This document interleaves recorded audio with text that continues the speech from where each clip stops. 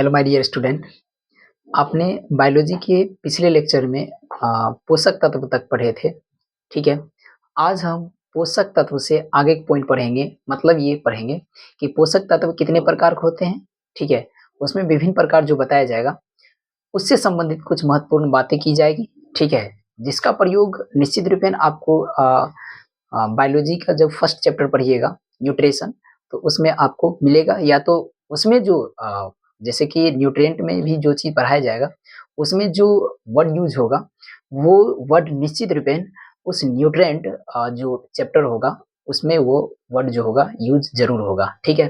तो ये अगर आप पढ़ लेते हैं न्यूट्रिएंट के बारे में, तो निश्चित रूपेण आप न्यूट्रिशन चैप्टर को बहुत ही अच्छे ढंग से समझने में मतलब कि जो होगा ना बहुत अच्छे ढंग से आप समझ सकते हैं, ठीक है? और जो भी चीज़ मतलब कि थोड़ा बहुत अगर इस चीज़ को नहीं पढ़िएगा, तो थोड़ा चीज़ थोड़ा हो सकता है कि आप आगे चलकर उस चीज़ को नहीं समझ पाइएगा, ठीक है? तो आप इस चीज़ को बढ़िया ढंग से समझने की कोशिश कीजिए। तो हम सबसे पहले कोशिश करेंगे कि पोषक तत्व, ठीक है? तो पोषक तत्व जो होता है, हम ये चीज़ सबसे पहले देखते हैं पोषक तत्व में होते क्या-क्या, ठीक है? या पोषक तत्व के अंतर्गत क्या-क्या होते हैं, ठीक है? तो पोषक तत्व सबसे पहले लिखेंगे, पोषक तत्व कहते किसको हैं? तो वे तत्व जिसके द्वारा क्या होता है, शरीर का वृद्धि होता है, तो वो हम लिख देते हैं। वे तत्व, वे तत्व यानी कि एलिमेंट, वे तत्व जिसके द्वारा, जिसके द्वारा द्वारा शरीर का वृद्धि यानी कि ग्रोथ होता है। क्या होता है? ग्रोथ होता है या ग्रोथिंग होती है। क्या कहलाता है? पोषक तत्व कहलाता है। पोषक तत्व कहलाता है, ठीक है? अब ये कितने प्रकार के होते हैं? तो पोषक तत्व मुख्य रूप से 3 प्रकार के होते हैं। कितने प्रकार के होते हैं? 3 प्रकार, ठीक है? तो वही तीनों के बारे में हम पढ़ेंगे और उसके बाद मिनरल भी इसके अंतर्गत मतलब कि रख दिया जाता है, लेकिन मिनरल को पोषक तत्व नहीं बोला जाता है। तो मिनरल भी हम पढ़ेंगे, तीनों पोषक तत्व जब पढ़ लेंगे तो उसके बाद पढ़ेंगे। बहुत ही इम्पोर्टेंट मिनरल, मतलब कि बायोलॉजी के दृष्टिकोण से अगर आप बायोलॉजी पढ़ते हैं, तो एक तो न्यूट्रिएंट और दूसरा मिनरल, ये दोनों के बारे में आपको पता रहना चाहिए। अगर नहीं पता है तो इसका मतलब आप, मतलब आपको बायोलॉजी पढ़ के कोई फ़ायदा ही नहीं है, ठीक है? क्योंकि हर एक जगह पर आप फँसिएगा। मान चलिए कि आपको कहीं बायोलॉजी अगर पढ़ते हैं तो उसमें सोडियम आ गया या सोडियम आयन आ गया, तो सोडियम आयन एक प्रकार क्या होता है? मिनरल होता है। तो पूछेंगे कि सोडियम मिनरल क्या, सोडियम आयन जो होता है मिनरल ग्रुप में होता है, तो ये करता क्या है? हमारे शरीर में क्या भूमिका निभाता है? सपोज़ दैट मान लीजिए कि कहीं-कहीं आपको आ जाए हाँ, ये वसा है, ये कार्बोहाइड्रेट, प्रोटीन है। तो कोई पूछ सकते हैं कि कार्बोहाइड्रेट, वसा होता क्या है? तो ये सब के बारे में आपको पता रहना चाहिए, क्योंकि ये सब आपको चैप्टर में डायरेक्टली नहीं मिलेगा। तो उससे पहले थोड़ा बहुत आपको कॉन्सेप्ट के रूप में पढ़ना पड़ेगा, ठीक है? तो शुरू करते हैं। ये 3 प्रकार के जो होते हैं, तीनों प्रकार का हम नाम लिख देते हैं। कौन-कौन होता है? फर्स्ट होता है आपका कार्बोहाइड्रेट। क्या होता है? Carbohydrate, carbohydrate. दूसरा होता है आपका प्रोटीन, ठीक है? प्रोटीन। तीसरा होता है आपका लिपिड या फैट्स। क्या बोल सकते हैं? लिपिड या फैट्स, ये तीनों होते हैं। अब वन बाय वन हम तीनों के बारे में पढ़ेंगे, तो सबसे पहले हम पढ़ेंगे कार्बोहाइड्रेट के बारे में। अब कार्बोहाइड्रेट क्या होता है? तो थोड़ा पहले इसको हम क्या कर देते हैं, इरेज़ कर देते हैं, हटा देते हैं। कार्बोहाइड्रेट होता क्या है?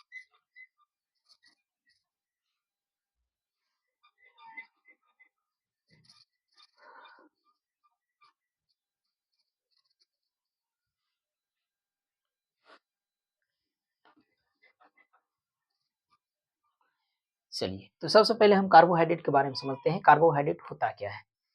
देखिए, कार्बोहाइड्रेट अगर आप इसका निर्माण की बात करते हैं, ठीक है? या ये इसके अंदर जैसे मान लीजिए कि कोई कार्बोहाइड्रेट, कार्बोहाइड्रेट का कोई एक प्रकार ले लेते हैं, तो ग्लूकोज़ ले लेते हैं। क्या ले लेते हैं? ग्लूकोज़।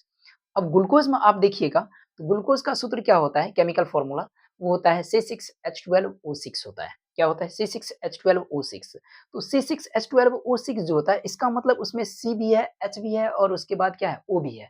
तो कहीं न कहीं ये क्या है? या तो ये ऑर्गेनिक सब्सटेंट है, क्या है? ऑर्गेनिक सब्सटेंट है, यानी कार्बनिक पदार्थ है, या तो आप ये बोल सकते हैं कार्बनिक पदार्थ की क्या होता है? डेरिवेटिव्स होता है। डेरिवेटिव्स मतलब ये हुआ कार्बन रहना चाहिए, कार्बन के अलावा अगर और भी कुछ है तो वो हो जाता है उसका डेरिवेटिव्स, ठीक है? या इसमें चूँकि हाइड्रोजन और कार्बन दोनों है, हाइड्रोजन कार्बन तो है भाई, तो हाइड्रोजन और कार्बन दोनों है, तो इसलिए इसको आप हाइड्रोकार्बन भी बोल सकते हैं। क्या बोल सकते हैं? हाइड्रोकार्बन। लेकिन ज़्यादातर आप याद रखिएगा, ये कार्बनिक पदार्थ ही होता है। क्या होता है? कार्बनिक पदार्थ।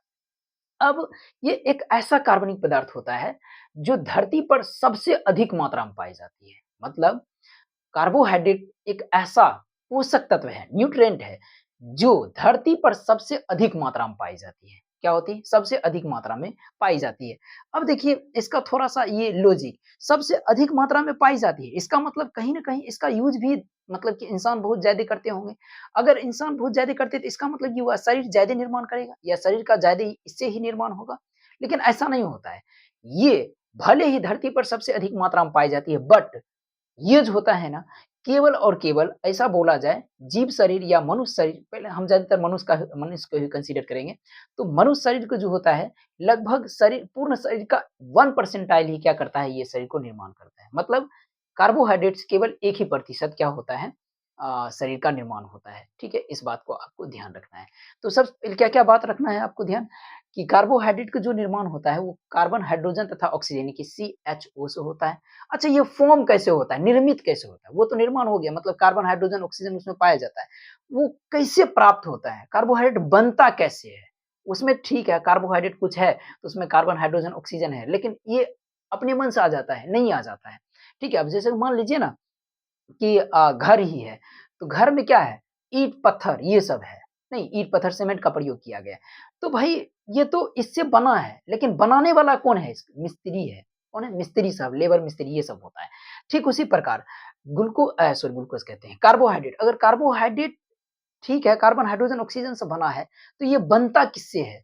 तो निश्चित या किस प्रक्रिया के द्वारा बनता है? तो निश्चित रूप में इसका जो निर्माण होता है, ये पेड़-पौधे में होता है। किसमें होता है? पेड़-पौधे में। और पेड़ पे पौधे में इसका निर्माण किससे होता है? तो इसका निर्माण जो होता है फोटोसिंथेसिस क्रिया के द्वारा होता है। किसके द्वारा? फोटोसिंथेसिस मतलब प्रकाश संश्लेषण अभिक्रिया। ये सब बात हम लिख देते हैं। सबसे पहला क्या लिखेंगे? कार्बोहाइड्रेट, ठीक है? यहाँ पर लिखा हुआ है, इसका सीधे डायरेक्ट डेफिनिशन लिख देते हैं। कार्बोहाइड्रेट, कार्बोहाइड्रेट, हाइड्रेट एक प्रकार के एक प्रकार के के धरती पर धरती पर धरती पर सर्वाधिक सर्वाधिक मात्रा में पाई जाने वाले में पाए जाने वाले वाले पोषक तत्व है। क्या है? पोषक तत्व यानी कि न्यूट्रिएंट है। क्या है? न्यूट्रिएंट है। ठीक है? ये हो गया। अब इसका निम्न विशेषता वगैरह होता है, ठीक है? अब क्या विशेषता होता है तो वो हम डायरेक्टली पढ़ते हैं, ठीक है? अब इसका प्रॉपर्टीज़ क्या होता है वो हम लिख देख लेते हैं, ठीक है? क्या लिखेंगे? Properties of properties properties of carbohydrate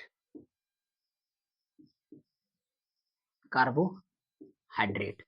सबसे पहला प्रॉपर्टीज़ क्या हो सकता है कि इसका निर्माण किससे होता है? कार्बन, हाइड्रोजन तथा ऑक्सीजन से होती है। किससे होती है? कार्बन, हाइड्रोजन तथा ऑक्सीजन से। क्या लिखेंगे? इसका निर्माण निर्माण carbon, hydrogen hydrogen and oxygen, bracket में इस तीनों का short form CHO, carbon, hydrogen तथा ऑक्सीजन से होती है। ये तो इस तत्व मतलब कि का कोई भी कार्बोहाइड्रेट रहेगा ना, तो इस सभी को मतलब कि इन सभी तत्व का क्या हो जाएगा उसमें मतलब कि मिक्सचर रहेगा, मिश्रण रहेगा, ठीक है? लेकिन इसका निर्माण किस क्रिया द्वारा होता है, किस प्रोसेस के द्वारा होता है? तो वो होता है आपका फोटोसिंथेसिस। इसी चैप्टर में पढ़िएगा न्यूट्रिएंट वगैरह में, ठीक है? सॉरी न्यूट्रिशन चैप्टर में पढ़िएगा। क्या लिखेंगे? इसका निर्माण, फोटोसिंथेसिस, फोटोसिंथेसिस प्रोसेस, प्रोसेस। अब एक बात बताइए, फोटोसिंथेसिस प्रोसेस के द्वारा इसका निर्माण अगर होता है, तो फोटोसिंथेसिस का प्रोसेस होता किसमें है? पेड़ पौधे में होता है। इसका मतलब हम क्या लिख सकते हैं, यानी ग्रीन प्लांट में क्या लिख सकते हैं, फोटोसिंथेसिस प्रोसेस को द्वारा किसमें होती है? ग्रीन प्लांट में होती है या पेड़ पौधे में होती है? तो लिख देते हैं इस बात को, फोटोसिंथेसिस प्रोसेस के द्वारा द्वारा हरे पेड़ पौधे में होती है, हरे पेड़ पौधे में होती है। ठीक है, ये हो गया। नेक्स्ट इसका प्रॉपर्टीज की अगर बात करते हैं, ये तो धरती पर सबसे अधिक मात्रा में पाई जाती है, लेकिन शरीर का कितना प्रतिशत ये निर्माण करता है? केवल और केवल 1%। क्या लिखेंगे? इससे इससे केवल केवल संपूर्ण शरीर, एक मिनट थोड़ा सा मिस्टेक, इससे केवल 1% बॉडी यानी कि शरीर का निर्माण होता है। ठीक है, तो ये निर्माण अगर 1% केवल करता है, यानी कि 1% अगर बॉडी का निर्माण करता है, तो ये सबसे ज्यादा उपयोगी किस चीज के लिए होता है? इसका उपयोगी या इसका उपयोग किस चीज में होता है? तो इसका उपयोग सबसे अधिक मात्रा में अगर की भी जाती है या किस लिए की जाती है, तो वो एनर्जी को प्राप्त करने के दृष्टिकोण से की जाती है। किसके दृष्टिकोण से की जाती है? एनर्जी प्रोवाइड कर, मतलब कि इसका प्रयोग अगर ज़्यादा से ज़्यादा मात्रा में की जाएगी, तो निश्चित रूपेण इससे एनर्जी प्राप्त होगी। किससे? हमारे शरीर को। क्या होगा? हमारे शरीर की इससे एनर्जी प्राप्त होगी। क्या लिख देते हैं? इसको भी हम लिख देते हैं। इससे अच्छा, इससे जब एनर्जी की प्राप्ति होती है, तो कितना प्रतिशत एनर्जी की प्राप्ति होती है? तो भाई इससे जो होता है लगभग ऐसा माना जाता है 70 से 75% या 50 से 75% के बीच क्या होता है? एनर्जी की प्राप्ति होती है। इसको भी लिख देते हैं। क्या लिखेंगे?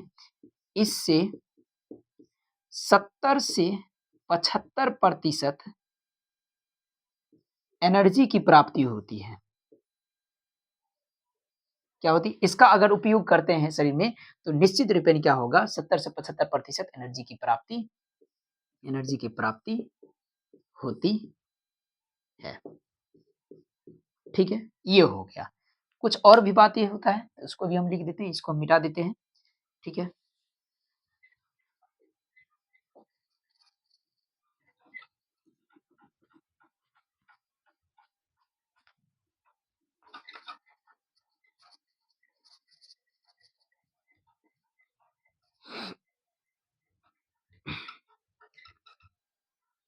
दूसरा, अब मान लीजिए कि इससे जब 70 से 75% एनर्जी की प्राप्ति हो ही जाती है, ठीक है, बढ़िया बात।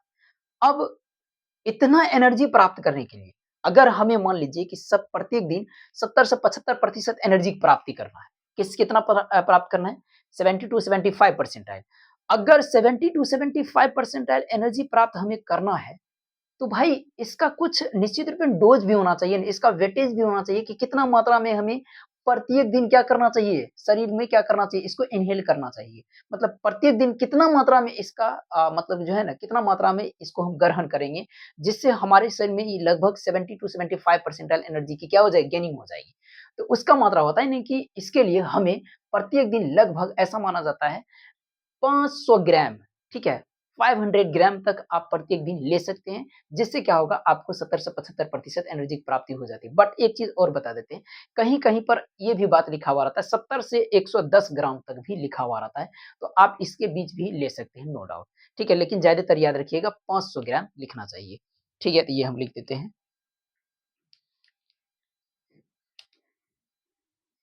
ठीक है, एक एक स्वस्थ मनुष्य, हेल्दी पर्सन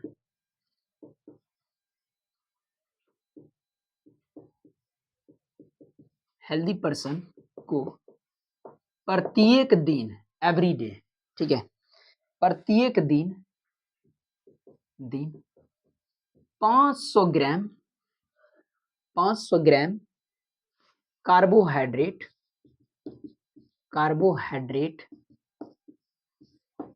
लेनी चाहिए।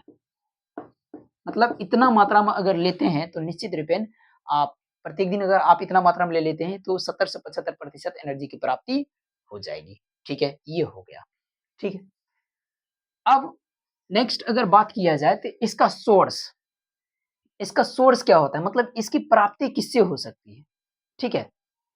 अब ये अगर उपयोग कीजिएगा तो किसके द्वारा उपयोग कीजिएगा? वो देखिए क्या लिखेंगे इसका सोर्स ऑफ कार्बोहाइड्रेट मतलब कि कार्बोहाइड्रेट की स्रोत मतलब कार्बोहाइड्रेट किससे प्राप्त हो सकता है? क्या चीज़ खाइएगा कि आपको उससे कार्बोहाइड्रेट की मात्रा मिलेगी? क्या लिखेंगे? सोर्स ऑफ कार्बोहाइड्रेट क्या-क्या है? तो निश्चित रूप से स्वीटेस्ट मतलब कि जितना भी सब्सटेंट होता है मतलब कि स्वीटेस्ट फूड जो होता है वो एग्ज़ाम्पल पहला, सबसे पहला स्वीटेस्ट फूड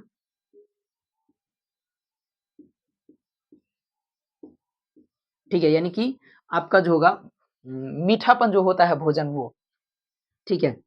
अब उसके बाद जैसे कि फ्रूट वगैरह ले सकते हैं, फल वगैरह, ठीक है। दूसरा अगर बात करते हैं, अनाज वगैरह ले सकते हैं, फूड सीधे, ठीक है, ठीक। चौथा अगर बात करते हैं, तो आप शुगर यानी कि जैसे चीनी, शक्कर वगैरह ले सकते हैं, चीनी, ठीक है, ये हो सकता है। ये सब में जो होता है ना आपका कार्बोहाइड्रेट अच्छा अनाज हो गया तो इसमें हम चावल वगैरह भी लिख देते हैं, ठीक है। मतलब जितना भी प्रकार का जो अनाज वगैरह होता है, उसमें क्या होता है आपका कार्बोहाइड्रेट पाया जाता है, ठीक है, ये सब। स्वीटेस्ट फूड मतलब कि जो भी मीठा खाना आप खाइएगा, उसमें कार्बोहाइड्रेट की प्राप्ति होगा। फ्रूट कोई भी फल खाइएगा, तो उसमें कार्बोहाइड्रेट की प्राप्ति होगा। निश्चित रूप वो थोड़ा ज़्यादा मीठा होना चाहिए, मीठापन होना चाहिए। अनाज जो भी चावल दाल वगैरह छोड़कर चावल ले लीजिए, मक्का ले लीजिए, ठीक है? ये सब गेहूँ ले लीजिए, निश्चित रूप से प्राप्त होगा। चीनी, चीनी भी क्या है? मीठा पदार्थ है, इसमें भी क्या होगा? आपका कार्बोहाइड्रेट पाया जाएगा, ठीक है? अब एक चीज़ बात यहाँ से कि अ, कि सबसे अधिक मात्रा में कार्बोहाइड्रेट किसमें पाया जा सकता है? ठीक है? ये सब तो कार्बोहाइड्रेट के स्रोत है, ठीक है। बट सबसे ऐसा कौन-सा इसमें चीज़ होता है, अनाज में भी या इसमें सभी में से कौन-सा ऐसा चीज़ है जिसमें सबसे अधिक मोस्टली उसमें कार्बोहाइड्रेट पाए जाने चाहिए? तो उसका नाम है मक्का। क्या होता है? मक्का में मक्का में सर्वाधिक मात्रा में क्या होती है? सर्वाधिक मात्रा में कार्बोहाइड्रेट पाई जाती है। कार्बोहाइड्रेट पाई जाती है। ठीक है? ये हो गई। ठीक है? यहाँ तक आपको ध्यान रखना है। ठीक है? अब हम पढ़ते हैं कुछ ये कार्बोहाइड्रेट हो गया। अब कुछ कार्बोहाइड्रेट के एग्ज़ाम्पल वगैरह भी होता है, ठीक है?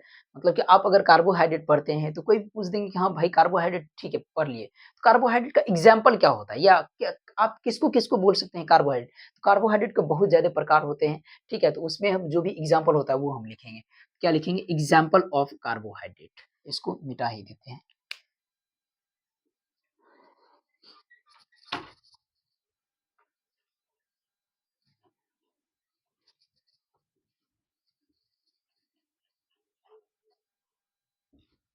नेक्स्ट जो पढ़ेंगे एग्जाम्पल ऑफ कार्बोहाइड्रेट यानी कि कार्बोहाइड्रेट की एग्जाम्पल। अब कार्बोहाइड्रेट की एग्जाम्पल क्या होता है? तो सबसे पहला होता है आपका ग्लूकोज। क्या होता है? ग्लूकोज। भाई बहुत ही इंपॉर्टेंट। अब ग्लूकोज तो भाई कार्बोहाइड्रेट से ही तो क्या होता है? ग्लूकोज एक प्रकार क्या है? कार्बोहाइड्रेट। और ये हम क्या बोले थे? ग्लूकोज का जो निर्माण होता है वो फोटोसिंथेसिस प्रोसेस के द्वारा होता है। अब फोटोसिंथेसिस प्रोसेस के द्वारा जो पौधे में होता है उसका निर्माण कार्बोहाइड्रेट का निर्माण वो किस रूप में होती है? तो निश्चित रूप में कार्बोहाइड्रेट का जो निर्माण होता है वो आपका ग्लूकोज के ही रूप में होती है। किस रूप में होती है? ग्लूकोज के रूप में। तो क्या लिख सकते हैं ग्लूकोज में कि पेड़-पौधे में जो कार्बोहाइड्रेट का निर्माण होता है वो ज़्यादातर किस रूप में होती है? ग्लूकोज के रूप में होती है। तो ये लिख देते हैं इसके बारे में। पेड़-पौधे पौधे के द्वारा निर्मित निर्मित कार्बोहाइड्रेट कार्बोहाइड्रेट किस रूप में फॉर्म होती है या निर्मित कार्बोहाइड्रेट किस रूप में रहती है? कार्बोहाइड्रेट अधिकांशता ग्लूकोज के रूप में होती है। किस रूप में होती है? ग्लूकोज के रूप में होती है, ठीक है। अब ये हो गया। अब दूसरा बात ऐसा बोला जाता है कि ग्लूकोज़ ही एक ऐसा चीज़ है, जैसे कि मान लीजिए कि आप जब खाना खाते हैं, तो खाना खाने के बाद करते क्या हैं आप? श्वसन की प्रक्रिया करते हैं, रेस्पिरेशन की प्रक्रिया करते हैं। जैसे ही आप रेस्पिरेशन करते हैं, तो आप एयर को क्या करते हैं? इन्हेल करते हैं, मतलब आप अपने शरीर के अंदर क्या करते हैं? एयर को ग्रहण करते हैं और जैसे ही एयर आपके शरीर के अंदर प्रवेश करता है, तो वो ग्लूकोज़ से जाकर क्या होता है? अटैच होती है, जुड़ जाती है और जैसे ही जुड़ता है, तो क्या हो जाता है? उसका ब्रेकडाउन होता है। क्या होता है? ब्रेकडाउन होता है, यानी कि वहाँ पर जाकर ग्लूकोज़ जैसे ही उस ग्लूकोज़ के साथ ऑक्सीजन जुड़ता है, तो ग्लूकोज़ का क्या हो जाता है? ऑक्सीडेशन हो जाता है। क्या होता है? वहाँ पर ऑक्सीडेशन रिएक्शन और ऑक्सीडेशन जैसे ही रिएक्शन होता है, तो वो ग्लूकोज़ का क्या होता है? ब्रेकडाउन और ब्रेकडाउन जैसे ही होता है, तो उससे अत्यधिक मात्रा में क्या होती है? एनर्जी की प्राप्ति होती है। क्या होती है? एनर्जी की प्राप्ति होती है। तो यहाँ से 2 पॉइंट बनता है सबसे पहले कि अगर एनर्जी की प्राप्ति हुई, तो किससे एनर्जी की प्राप्ति हुई? तो ग्लूकोज़ के ऑक्सीडेशन से। किससे हुई? हमारे शरीर में जो एनर्जी की प्राप्ति हुई, वो ग्लूकोज़ के ऑक्सीडेशन से। सीधे क्वेश्चन पूछा जाएगा, कार्बोहाइड्रेट के किस प्रकार से या कार्बोहाइड्रेट के जो एग्ज़ाम्पल है या कार्बोहाइड्रेट का एग्ज़ाम्पल या प्रकार भी याद रखिएगा, कार्बोहाइड्रेट के प्रकार या एग्ज़ाम्पल, ठीक है? तो किस प्रकार के या किस प्रकार के कार्बोहाइड्रेट के ऑक्सीकरण से अत्यधिक मात्रा में शरीर में एनर्जी की प्राप्ति होती है, तो वो होता है आपका ग्लूकोज़। तो यहाँ पर हम क्या लिख देंगे? ग्लूकोज़ कार्बोहाइड्रेट के ऑक्सीडेशन से यानी कि ऑक्सीकरण से शरीर में क्या होती है? एनर्जी की प्राप्ति होती है और चूँकि ग्लूकोज़ के ऑक्सीडेशन से शरीर में एनर्जी की प्राप्ति होगी, तो एनर्जी जैसे ही हमारे शरीर में प्राप्ति होगी, तो हमारा शरीर क्या हो जाएगा? एक्टिवेट हो जाएगा। क्या हो जाएगा? एक्टिवेट हो जाएगा, टिश्यू एक्टिवेट हो जाएगा, सेल एक्टिवेट हो जाएगा, हर एक ऑर्गन एक्टिवेट हो जाएगा और जैसे हर एक ऑर्गन एक्टिवेट होगा, तो निश्चित रूपेण क्या हो जाएगा, हमारा शरीर और भी बढ़िया ढंग से क्या होने लगेगा भाई, वो कार्य करने लगेगा, वो शरीर पूर्ण रूप से शरीर भी क्या हो जाएगा? एक्टिवेट हो जाएगा। इसलिए ऐसा माना जाता है कि ग्लूकोज़ को शरीर के क्या बोला जाता है? फ्यूल सब्सटेंट बोला जाता है, यानी कि fuel substance of body is glucose, मतलब कि ग्लूकोज़ को जो बोला जाता है, वो शरीर के ईंधन पदार्थ बोला जाता है। क्या बोला जाता है? ईंधन। क्यों बोला जाता है? क्योंकि ये अत्यधिक मात्रा में या इसके ऑक्सीडेशन से अत्यधिक मात्रा में शरीर में एनर्जी की प्राप्ति होती है। जिस एनर्जी की प्राप्ति होने के बाद क्या होता है, शरीर क्या होता है? एक्टिवेट होती है, अच्छे ढंग से कार्य करना शुरू करती है। अतः हम ग्लूकोज़ को क्या बोल सकते हैं? शरीर का ईंधन पदार्थ यानी कि मतलब कि फ्यूल सब्सटेंट बोल सकते हैं। ठीक है, अंडरस्टूड? इसको हम लिख देते हैं। क्या लिखेंगे? नेक्स्ट, ये पहला एग्ज़ाम्पल ही है, इसमें क्या लिख देंगे? ग्लूकोज़ को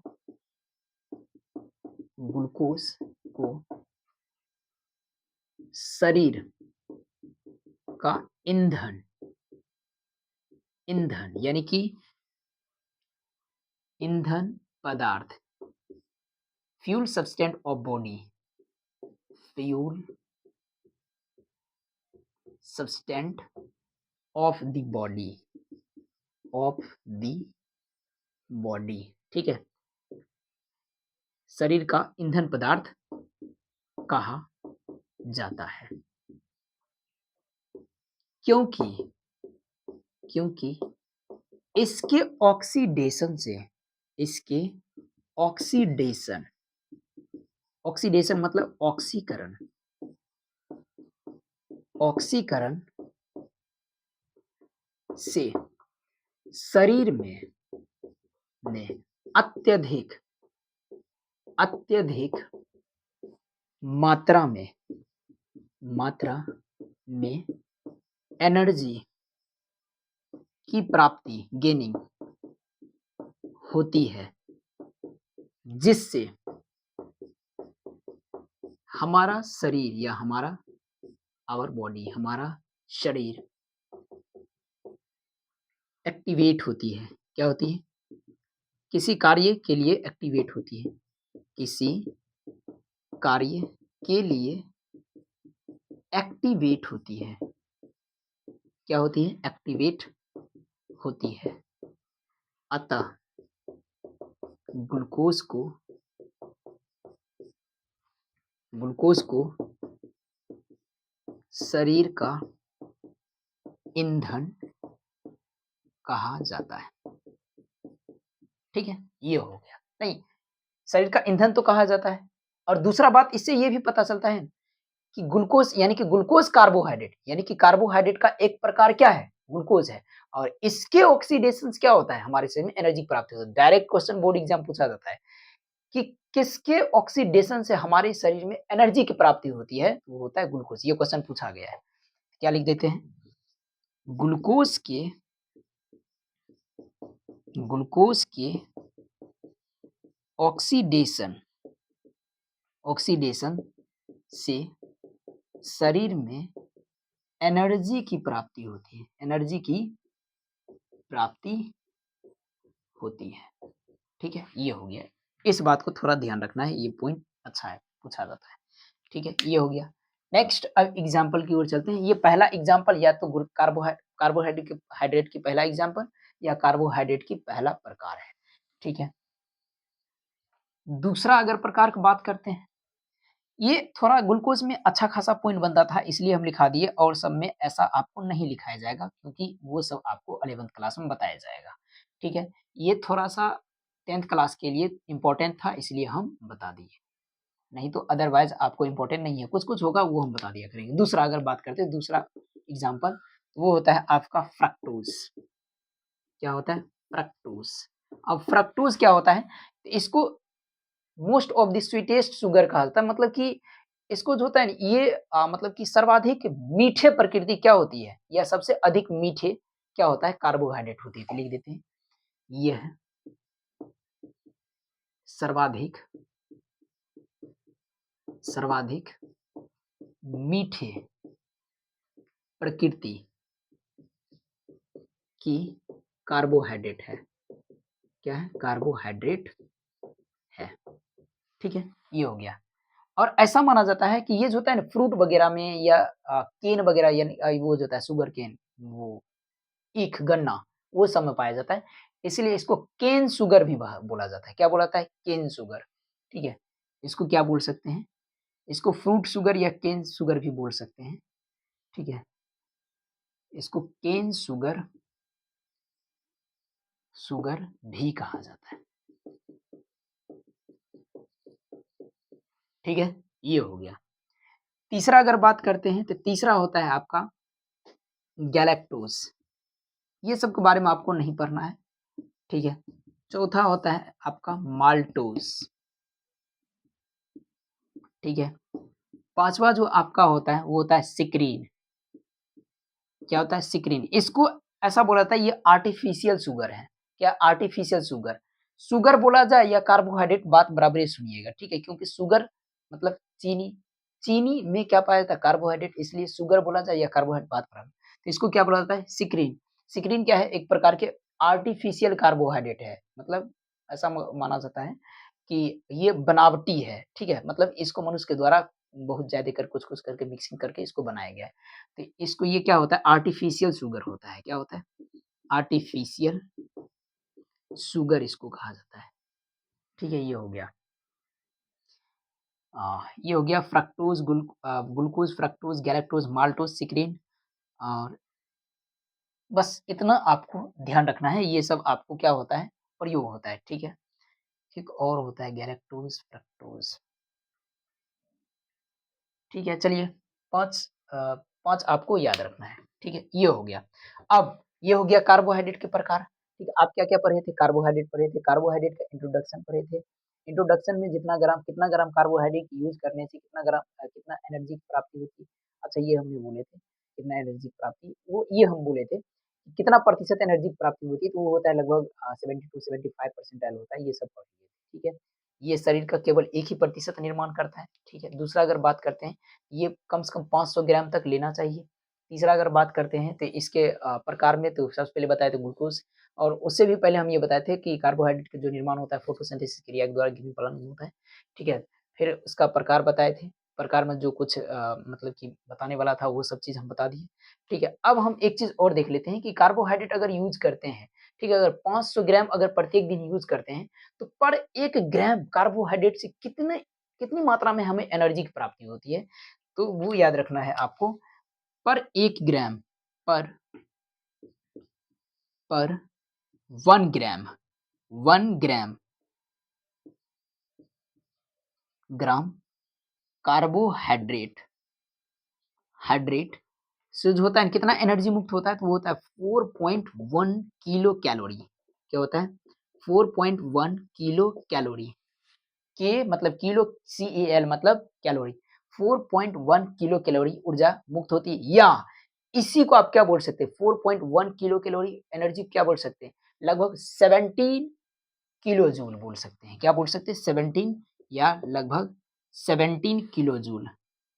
17 यानी कि 17 किलो जूल। इतना एनर्जी क्या होती है, इससे हमें प्राप्त होती है। ठीक है? तो बस कार्बोहाइड्रेट के बारे में इतना ही था। हम ये उम्मीद करेंगे कि आप ये कार्बोहाइड्रेट बढ़िया ढंग से समझ गए होंगे, और निश्चित रूपेण हम ये ज़रूर आपको सजेस्ट करना चाहेंगे कि कार्बोहाइड्रेट के बारे में आपको पढ़ना भी चाहिए, ठीक है? क्योंकि आप कहीं न कहीं भोजन ग्रहण करते हैं, ठीक है? या बायोलॉजी पढ़ते हैं, तो ये सब पता रहना चाहिए। और एक एज़ ए स्टूडेंट मतलब कि आप एक बायोलॉजी के स्टूडेंट हैं, तो निश्चित रूपेण आपको ये पता रहना चाहिए, कोई भी भोजन आप ग्रहण करते हैं, तो आपके मन में फट से सीधे आ जाना चाहिए कि हाँ, आप कौन क्या चीज़ खा रहे हैं, क्या चीज़ वो चीज़ अगर खा रहे हैं, तो उससे हमें कौन-सा न्यूट्रिएंट की प्राप्ति होती है। पहला न्यूट्रिएंट हम तो पढ़ लिए हैं, ठीक है? तो जैसे आप खाना खाते हैं, तो उस खाना में आप सीधे ऑब्ज़र्वेशन कर सकते हैं, हाँ, इस खाना से हम ये प्राप्त करें, इस खाना से हम ये प्राप्त करें, इस खाना से ये न्यूट्रिएंट प्राप्त कर रहे हैं, ये सब आपको तुरंत पता चल जाएगा, ठीक है? और ये पता तभी चलेगा जब आप न्यूट्रिएंट के बारे में पढ़िएगा, समझ रहे हैं? तो हम इतना उम्मीद करते हैं कि ये सब चीज़ आप बढ़िया ढंग से समझ गए होंगे। अगर आप समझ जाते हैं, या बढ़िया आपको ये सब चीज़ लगा, तो निश्चित रूपेण आप कमेंट में कुछ ज़रूर बोल सकते हैं, या आप कुछ इससे संबंधित यहाँ पर जो बताया गया है, उसमें कुछ समझने में प्रॉब्लम हो रही है या प्रॉब्लम आ रही है, या कुछ पॉइंट आप नहीं समझ पाते, तो वो पॉइंट लिखिए कमेंट में कि हम ये चीज़ नहीं समझे, फिर समझाइए, तो निश्चित में हम उसको अगले वीडियो में हम समझाने की कोशिश करेंगे, ठीक है?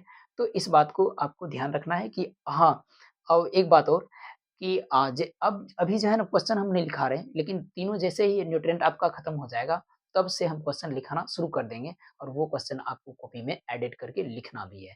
ठीक है? तो मिलते हैं नेक्स्ट वीडियो के साथ नेक्स्ट डे।